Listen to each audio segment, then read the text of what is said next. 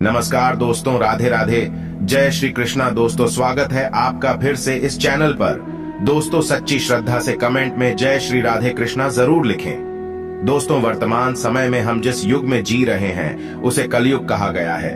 चारों युगों में कलयुग को श्रापित युग कहा गया है। धर्मशास्त्र में भी इस बात का वर्णन है कि जब कलयुग अपने चरम पर पहुंचेगा तब इस धरती से धर्म का नाश हो जाएगा और उस समय भगवान विष्णु कल्कि के रूप में इस धरती पर अवतरित होकर कलयुग का अंत करेंगे और पुनः धर्मयुग की स्थापना करेंगे। पर क्या दोस्तों आप सभी को पता है कि भगवान श्री कृष्ण ने महाभारत काल में बता दिया था कि आने वाला समय यानी कि कलयुग कैसा होगा। इतना ही नहीं, भगवान श्री कृष्ण ने कलयुग के 5 कड़वे सत्य भी बताए थे जो आज देखने को मिल रहे हैं। वह कौन से हैं 5 कड़वे सत्य? दोस्तों यदि आप भी जानना चाहते हैं तो इस वीडियो के एंड तक बने रहेगा और अगर अब तक इस चैनल को सब्सक्राइब नहीं किया है तो चैनल को सब्सक्राइब करके बेल आइकन को प्रेस कर लीजिए। तो चलिए बिना टाइम वेस्ट किए शुरू करते हैं। दोस्तों महाभारत काल में जब पांडव युद्ध क्रीड़ा में अपना सब कुछ गवा देते हैं तब उन्हें बनवास जाना पड़ता है। बनवास जाने से पहले भगवान श्री कृष्ण से मिलते हैं और कहते हैं, हे भगवान, युद्ध क्रीड़ा में सब कुछ गवा देने के बाद हम 5 भाई द्रौपदी के साथ वनवास जा रहे हैं, लेकिन जाने से पहले हम यह जानना चाहते हैं कि आने वाला युग कलयुग कैसा होगा। उस समय के मनुष्य कैसे होंगे, लोगों के विचार कैसे होंगे और मोक्ष की प्राप्ति कैसे होगी। पांडवों के मुख से यह सारी बातें सुनकर भगवान श्री कृष्ण थोड़ी देर सोच विचार करते हैं और फिर पांडवों से कहते हैं, पहले आप सभी वन जाइए और वन में जो भी आपको जो कुछ भी दिखे वह आकर मुझे बताइए, तब मैं आप सभी को इन प्रश्नों का जवाब दूंगा। अब भगवान श्री कृष्ण के कहे अनुसार 5 भाई वन में चले गए और वन में जो कुछ भी उन्हें दिखाई दिया उसे देखकर वह हैरान हो गए। उन्हें अपनी आंखों पर विश्वास नहीं हो रहा था। कुछ समय बिताने के बाद वह सभी भगवान श्री कृष्ण के पास लौटते हैं, लेकिन इस बार पांडवों के मस्तक पर सिकंदा और वे किसी उलझन में पड़े नजर आ रहे थे। जब भगवान श्री कृष्ण ने उनकी ऐसी दशा देखी तो उनसे रहा नहीं गया और भगवान श्री कृष्ण ने कहा, आप सभी किस सोच विचार में मग्न हैं, हमें बताएं, अगर संभव होगा तो हम उसका समाधान अवश्य करेंगे। भगवान श्री कृष्ण के मुख से यह बात सुनकर पांडुपुत्र युधिष्ठिर ने हाथ जोड़कर उनसे कहा कि है माधव, हमारी शंका उन दृश्यों को लेकर है जो हमने वन में देखा। उनकी कल्पना हमने कभी सपने में भी नहीं की थी। तभी भगवान श्री कृष्ण कहते हैं कि आप सभी एक एक करके मुझे विस्तार से बताइए कि आपने वन में क्या देखा। इसमें सबसे पहले युधिष्ठिर कहते हैं, हे द्वारका नरेश, हम सभी 5 भाई वन में अलग अलग दिशाओं में भ्रमण के लिए निकल गए थे। जब मैं अकेला वन में भ्रमण रहा था तब मैंने 2 सूंड वाले हाथी को देखा। अब आप मेरी इस शंका को दूर कीजिए कि भला एक एक हाथी के 2 सूंड कैसे हो सकते हैं। अब अर्जुन की बारी होती है। अर्जुन बताते हैं कि उन्होंने एक ऐसे पक्षी को देखा जिसके पंखों पर वेद की रचनाएं लिखी हुई थीं और वह मुर्दे का मांस खा रहा था। अर्जुन के बाद भीम बताते हैं कि उन्होंने वन में एक ऐसी गाय को देखा जिसने अपने बछड़े को जन्म के बाद चाट रही थी कि उसके शरीर से खून आने लगता है। इसे देखकर मैं हैरान रह गया कि कोई माता अपने बच्चों के साथ ऐसा कैसे कर सकती है।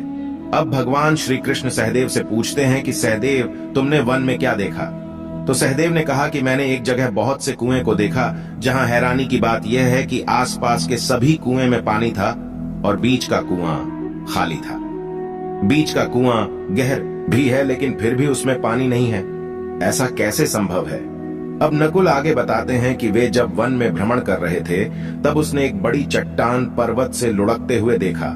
वह चट्टान कितनी ही बड़े वृक्षों और सिलावों से टकराती है, लेकिन उसे कोई रोक नहीं पाता और अंत में एक छोटे से वृक्ष के स्पर्श से वह चट्टान रुक जाती है। अभी युधिष्ठिर भगवान श्री से कहते हैं कि है वासुदेव, हम भाइयों ने जो भी मन में देखा उसका सारा विस्तार आपसे बता दिया। अब आप हमारी सारी शंकाओं को दूर करते हुए हमें विस्तार से बताइए। तब भगवान श्री कृष्ण ने युधिष्ठिर से कहते हैं कि धर्मराज, जैसा कि आपने बताया कि आप 2 सूंड वाले हाथी को देखकर हैरान में पड़ गए हैं, लेकिन इसमें हैरानी की बात नहीं है, क्योंकि कलयुग में ऐसे व्यक्ति ही राज करेंगे जो बोलेंगे कुछ और करेंगे कुछ और, उनके मन में कुछ और, कर्म में कुछ और होगा। यह लोग शोषण करने का एक भी मौका हाथ से जाने नहीं देंगे, यह बस अपने ही हित की बात सोचेंगे। अब भगवान श्री कृष्ण अर्जुन से कहते हैं कि है पांडुपुत्र अर्जुन, तुमने वन में एक ऐसे पक्षी को देखा जिसके पंख पर वेद की रचनाएं लिखी हुई थीं और वह मुर्दे का मांस खा रहा था। लेकिन इसका मतलब यही है कि कलयुग में ऐसे ही लोग होंगे जो कहने को तो विद्वान ज्ञानी पुरुष कहलाएंगे, किंतु इनका आचरण राक्षसी होगा। उनके मन में यही होगा कि जल्दी किसी की मृत्यु हो और उसकी संपत्ति के मालिक खुद बन जाए। कलयुग में मनुष्य के लिए सबसे ऊपर धन और संपत्ति होगा और कुछ गिने चुने शख्स ही वास्तविक संत होंगे। इसके अलावा कलयुग में ज्यादातर इंसान अपनों को ही ठग कर आगे बढ़ने के विचार में होंगे।